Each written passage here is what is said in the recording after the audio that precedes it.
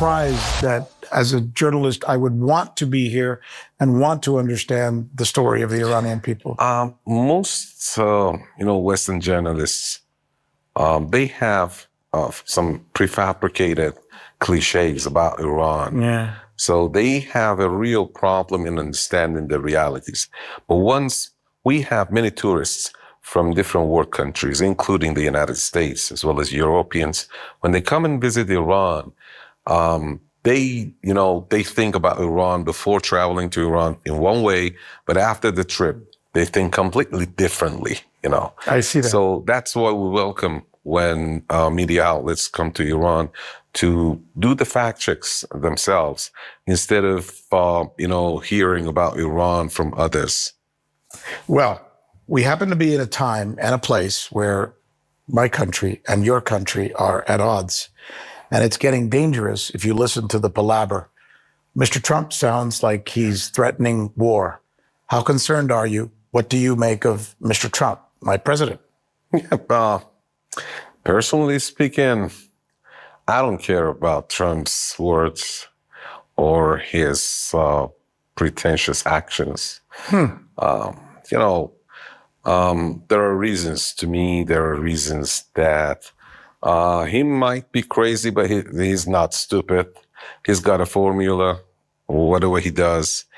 And I don't think he's stupid enough to do an offensive against Iran. And if he is stupid, then I rely very much on Iran's military power. And Iran has an extensive hand to wage an all-out war and to inflict lethal harms on the U.S., bases, as well as the U.S. Navy in the region. So I do have reasons to believe that he's not going to take action. Trump why do you say that? Why do you think Trump is more bark than bite? Well, first of all, the economy is not in good shape in the United States because of his war of tariffs and his, haphazard policies. Fair point. So 72% of Americans in one of the latest polls conducted in the U.S.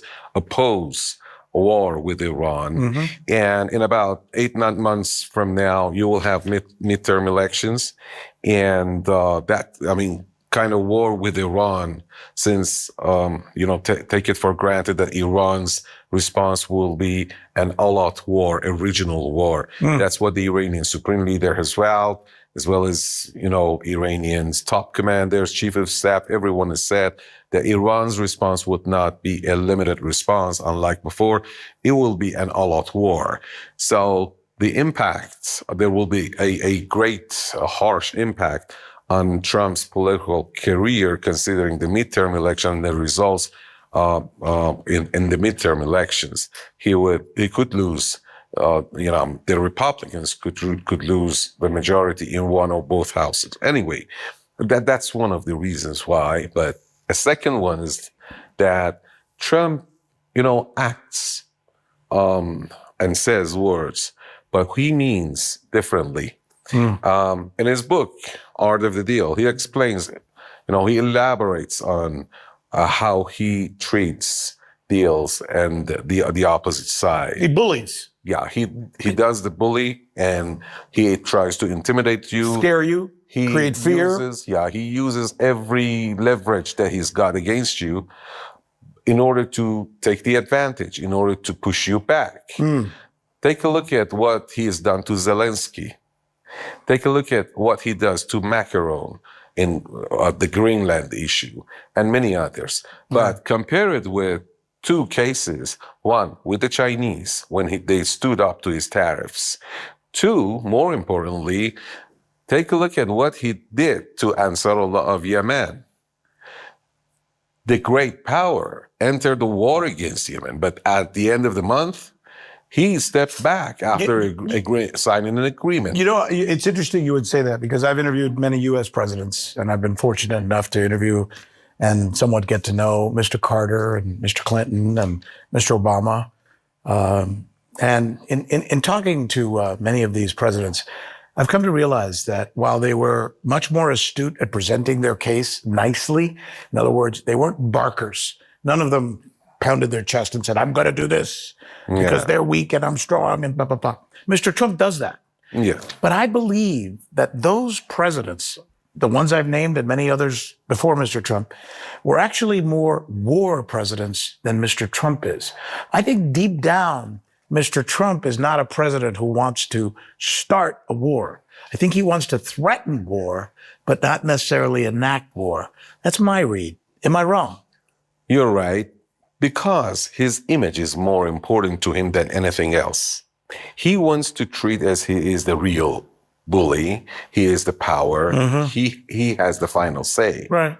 Now, if he engages in wars or in deals before he became a president for his first term, as I said, he elaborated on that in his book, Art of the Deal. Yes. Yeah, he goes for those deals that with maximum benefits and interests. Now, if he senses that the costs are too high, he has a lot at stake, then he wouldn't go for that. If he is very much, cautious that his image is not tarnished. Now, if he goes to a war and he sustains bad injuries, if he knows that, his image would be shattered. Right, because you can only be tough if you're talking tough, but once you get in the ring and somebody knocks you down, exactly, now you're in trouble. I understand and that would be a lesson to others. Others would stand up to you when they realize that they can hit you badly. Let's talk about this deal, because I think this is what we need to know about right now. Let us assume that they're close to a deal on nuclear enrichment. I think the Iranians are probably going to say, we're willing to do somewhere between 3 and maybe a few percentage points more than that in terms of enriching the uranium. Maybe our audience doesn't know, to make a nuclear bomb, you need 90% enrichment of uranium. The Iranians are only saying, we'll do somewhere between 3 and 10, something like that, right? And let's suppose they come to an agreement on that. But the Iranians do not want to give up their ballistic missiles, and they're not going to give up their allies, their friends, who are part of the Middle East. Do you think that deal is doable, just with the enrichment issue? I believe the chances are meager, because let's take a look. You said meager? Meager, yeah, the chances are meager. Not much, actually. Let's take a look back at what was happening 10 months ago, 9 months ago, before the war, Israeli war on Iran. The two were in the talks. Iranians said that we are not going to talk about regional allies. We're not going to talk about the missile program. We just talk about nuclear issue. And with one red line, Iran should have enrichment at home here, at least to a minimum level of 3.67%. For electricity? Yeah. To provide people who need it desperately with power. So they interrupted the talks and launched an attack. Now, after the attack, after all those instigations that they did in order to do the rioting in Iran, and after the rioting, and after bringing all their naval fleets to the Persian Gulf, now what are we doing again?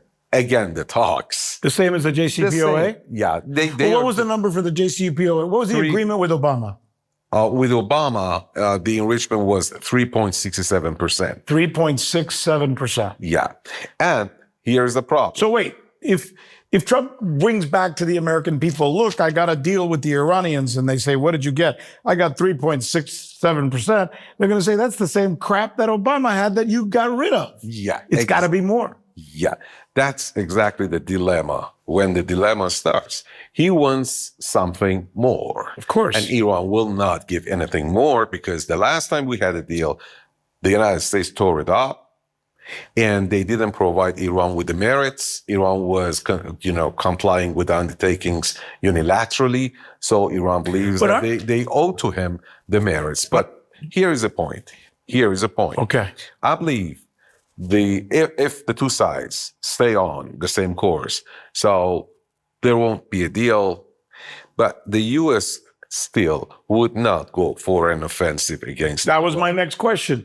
Aren't you worried that if the Iranians keep saying no, nada, niet, whatever, you're going to get bombed by a president who's been threatening to bomb you? Why aren't you afraid of that? Well, why do you fear that won't happen? Or why do you think that won't happen? That's my personal gathering. In addition to the two reasons that I just mentioned, why I think he will not attack Iran, there are more reasons. No, the logistical backup of the United States is in this region. The logistical backup of the U.S. Navy, U.S. Army, from U.S. service, the data, everything, the legal, the monetary centers. So everything is scattered across this region. The United States is thick in the Gulf states. Exactly. Thick, exactly. Economically, militarily, we are there. Yeah. And also the transportation of contractors, U.S. Army contractors, as well as the U.S. Army, the largest U.S. companies like Boeing, like the Marriott Company, and many others. They're all there. Dubai. And they are in Dubai. Oman, they are in some countries, especially in the UAE. Qatar. Just 100 kilometers across the Persian Gulf. Yeah. All right. Yeah. And by the way, a lot of people don't know this. And let me just say this. We'll try and put it up for you now, but if we don't, and you have a map at home, go to Google Maps right now and look at a map of Iran, and look at how incredibly close these countries that he just named are to Iran. You could literally almost throw a rock at these. You could do a shoulder harness missile and hit these countries. You don't even need ballistic missiles. You don't need pinpoint ballistic missiles. You don't need to spend a lot. You need rockets. And that's the, what you call it? Blood life of the United States is over here. The lifeblood of the United States is in that region, Plus, Donald Trump and his family's venture and the presidential, in the residential areas, the buildings, the building projects, and everything is in there. So he has a lot at stake. That's the problem. And the United States and Donald Trump personally are in the know. They know it pretty well. It reminds me of a saying we have in America: "You don't poop where you eat." And what you're saying is, Mr. Trump is not going to poop where he eats. In other words, that's a part of the United States. That's a part of the world where he has personal business, and the U.S. has too much invested. And in addition to that, Iran has warned everyone, top military officials and the leader. They have warned that this time around, the situation will be different. You launch an attack, a simple attack, you fire the first bullet, Iran will respond with an all-out war. That would spread easily to the entire region. What region? It's hub of energy in the world. Iran has warned that it would hit not only the U.S. naval fleets, as well as the U.S. air bases and the U.S. bases all across the region. Now, what would that mean to global economy? Because some oil wells may go into the air, And also Tehran has warned that it will shut down the Strait of Hormuz. And the Strait of Hormuz is 30 miles wide. That's it. That's nothing. That's like 4 or 5 ships hit. You can't get through there. And the problem here is that the global economy is at stake, including the United States. No matter how much oil you can steal from Venezuela or anywhere else, the global economy will go bankrupt. The United States will go bankrupt. So as you see, it's not as simple as that. Well, I got one more for you then. Let me challenge you back. And I understand your point, and I think it's a fair point that you make. And I think that the United States and the world economy is vulnerable when it comes to the Strait of Hormuz, the U.S. interests that are in all of those Gulf states. I've looked at maps recently. I was surprised how many U.S. bases are in that region. Not to mention the leaders of that region, including the Saudis, are saying, do not fire at Iran from our airspace. We don't want you to do that because we're afraid of the consequences. So you make a very good point, and I think a lot of people would say it's astute. But here's the problem for your country. Your economy's in the crapper. It's horrible. The currency situation, 1.2 million reals for $1? That's crazy bad. I talk to the people in your country. They're pissed. They're angry. They're upset. And that's why many of them are protesting. And most people would say rightfully so. So you desperately need the United States to pull those sanctions so your people are not in the streets protesting. That's a big deal. So how do you do a deal with the United States and delay it to the point where these sanctions continue? And how vulnerable does Iran become if you continue that? Here is the problem. We've had multiple deals with the United States and Europeans 6 times in the past 25 years. Multiple what? Things? Multiple accords, agreements with the United States and Europeans. And in all these cases, according to the US and Western officials, Iran has always complied with its undertakings. And the United States and Europeans have never done the only one thing they should have done, remove the sanctions. Yeah. It's a well-known fact in Washington that Americans know how to impose sanctions, but they don't really know when and how to remove the sanctions. The intricate network of sanctions over Iran should be lifted all at once. If you pick up the nuclear sanctions, nothing will happen. Yeah. You need to pick up all the sanctions, and they won't do it. Ever. Ever. That's been proved to us 6 times. 6 times. JCPOA was the last one. Now, here is a problem. If we do a bad deal, then we won't earn anything. Yeah. If we win, if we do a win-win deal like what Obama called it, still, we didn't earn anything. Now, if we stop short of an all-out war in response to an American attack, they would gradually step forward, especially with Donald Trump in office. He would move ahead with 10 steps if you take 1 step back. Yeah. Then they would incarcerate you in the sea like what they did to Venezuela, and gradually you will be drowned completely. The only viable option now to Iran is standing up firm with an all-out war against any kind of incarceration or attack on Iran. That's why you hear everyone in Iran right now saying that if the U.S. errs, that would be the last mistake. Iran would go into an all-out war. It sounds like what you're talking about is trust. And there is just a general lack of trust where even if Mr. Trump and the U.S. government said, Doctor, we're going to lift the sanctions so your people can be in a better situation, you would say, bull crap, we don't believe you, right? Definitely. Really? Definitely.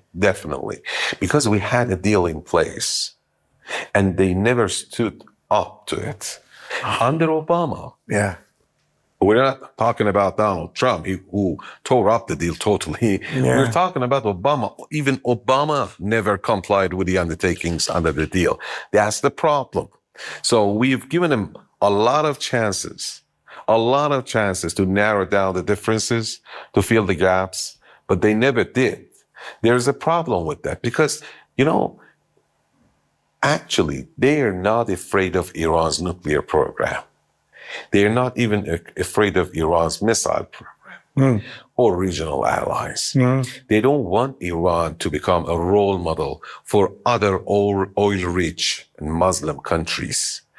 They don't want Iran to be a prototype of an independent state and the heartland of energy in the world. They want Iran to be what it used to be, basically a gas station owned by the Brits and the Americans, run by a guy in a costume that pretended to be the King of England. Exactly. His name was the Shah of Let Iran. me give you one more. Right? I mean, the ideal situation would be that. Put some stooge here who is basically a puppet of the West, who is creates a vassal state so that the Americans and the British can control all the oil in the country, right? Especially now that they are in tight rivalry with China.